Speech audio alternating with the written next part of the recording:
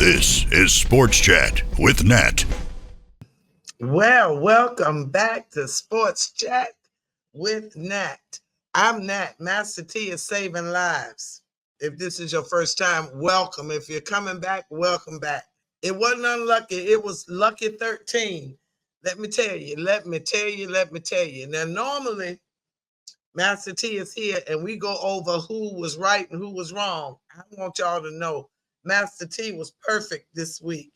She predicted every game perfect. I was wrong on 2 games. I thought the Saints would beat the Rams. Now my football mind had the Ravens winning, and my heart had the Eagles winning. So I kind of lost that game based on my football mind. But anyway, Master T was perfect. I was off on the 2 games. So let's get to the recap. She says, well, outside of the 49ers Bills game, the Packers Dolphins, Commanders Titans, every game was determined by 7 points or less. I mean, the scores were close. 2023, the Lions over the Bears, 27-20, Cowboys over the Giants, Chiefs Raiders, 19-17, Steelers Bengals, 44-38, Steelers, 26-23, Tampa Bay Panthers, Chargers Falcons, 17-13, Cardinals Vikings, 22-23 Vikings, Colts and Patriots, 25-24, Seahawks Jets, 26-21, Commanders Titans, 42-19, Texans Jaguars, 23-20, Rams Saints, 21-14, Eagles Ravens, 24-19, Bills and the 49ers, 35-10. Okay, so all of the games were really close. It seems like every game was a game of the week. So true. Just an all-around good week of football. I truly enjoyed it, even though my Falcons lost. Sorry, Master T, but my Steelers won. Okay, let me stay focused. The Steelers-Bengals game did not disappoint with a shootout total of 82 combined points. Russell Wilson had the second highest career yardage in his career, 414 yards. He was the passing leader of the week, 29 of 38, 414, 3 touchdowns, 1 interception, sacked twice, but a quarterback rating of 126. Now, there was one quarterback rating a little higher, but it wasn't the top yardage. I forgot who it was. But anyway, Russell was the top passer. Although we allowed 38 points, the defense still had takeaways. TJ had 2 sacks, had a strip fumble. We had a couple of interceptions. So it was like a really, really, really good game for us.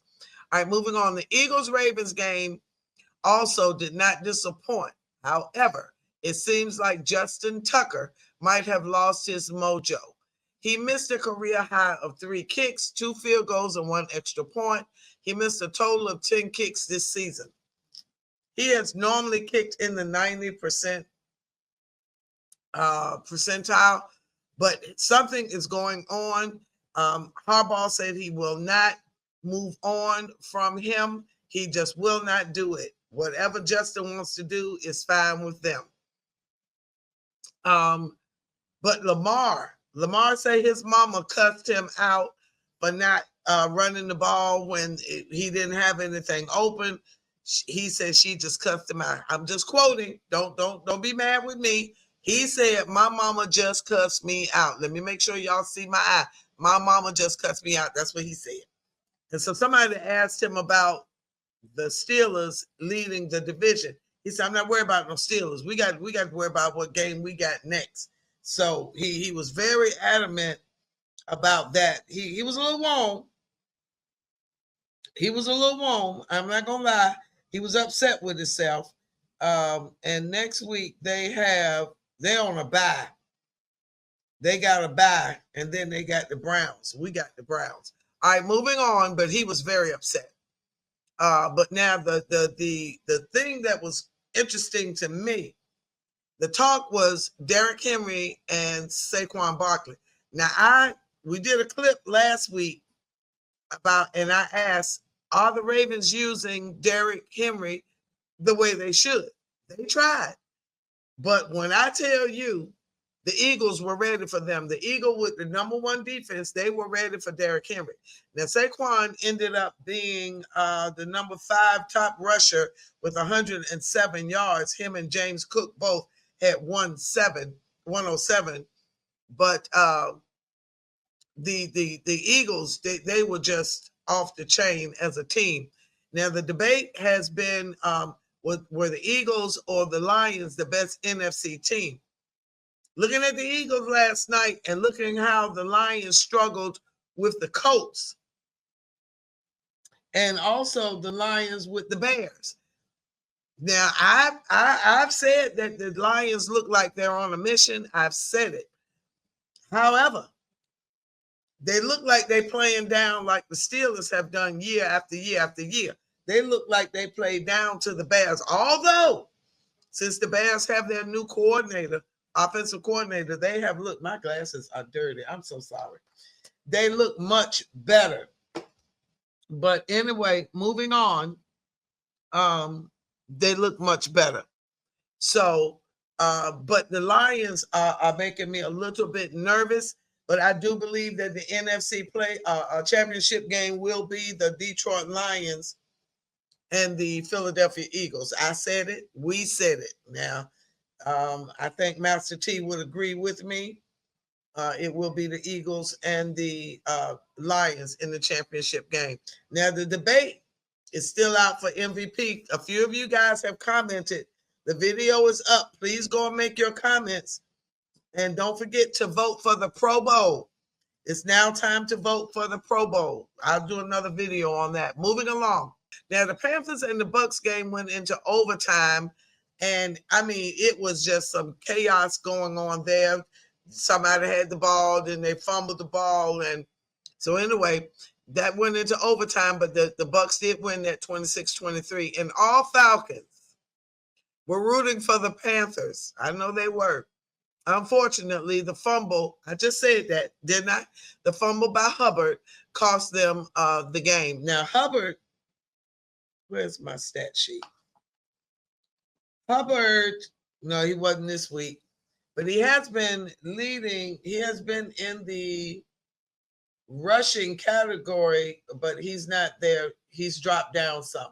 The Texans-Jaguars, that game, there will be a fine coming from that game from the lineman that when Trevor slid, he just hit him with a late hit, and the team just went after him like an old-fashioned brawl. And she got hit and had the fencing posture. He did. It was that was the word I was looking for with Tua. The fencing posture and the entire brawl occurred. It was like, oh no, you're not going to do that, and they went after that guy. The commentators on Get Up First Take, all of them say that the lineman should be suspended. He was ejected, and they literally had to grab him and remove him. I don't know what they might need to check him. They might need to check him. I'm just saying, and I'm serious, because he acted like he didn't understand that he needed to be removed, and he acted like he didn't understand why the whole team was after him. I don't get his confusion there. However, the 49ers struggled in the snow. They just like them Dolphins. When it's cold, they can't play. Paul Brock, one pass, he looked like Rudolph. His nose was so red. He went to pass the ball, and it just slipped right out of his hand. Nobody touched him. It just slipped. So they did struggle. Nothing went right or their way at all. Christian McCaffrey, another injury, PCL, officially ending his season.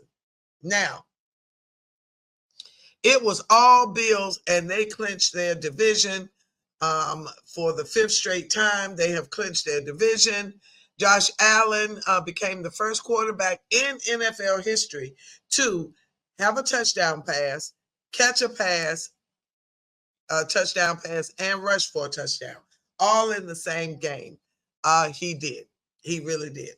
So Josh Allen is leading. Well, from week to week it changes, but this week it looks like he's the MVP leader in the MVP race. Yes, I said some things about Josh Allen at the beginning of the year. I wasn't the only sportscaster to say something about Josh Allen. I said he needed to clean up his interceptions. He has. But I also realized, and I said it last week and a couple of weeks before, his mind is better. He's freer to pass the ball wherever he needs to pass the ball, not just focus on Stephon Diggs. And that has opened up the offense. And James Cook is running like a like a champ. Him, like I said, him and Saquon Barkley tied for fourth place in most yards for the week at 107.